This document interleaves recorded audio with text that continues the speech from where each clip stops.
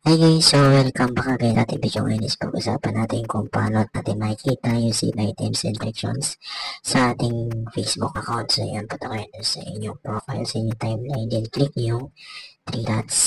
Ayan, tapos diretso sa activity log. Ayan, so pagkapunta sa activity log, is-open yung your Facebook activity. Yan guys.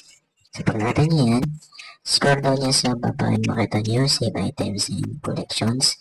Then dyan nyo makikita yan. So kung meron nakasave dyan, yan yung collections sa inyong Facebook is makikita nyo siya ng treasure. Pero kung wala pa, is hidden or nakano items pa lang yan.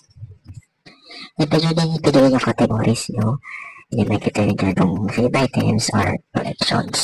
And don't forget to like, share, and subscribe. Also, click nyo yung notification bell para ma-notify kayo guys. Yun lang, and thanks for watching.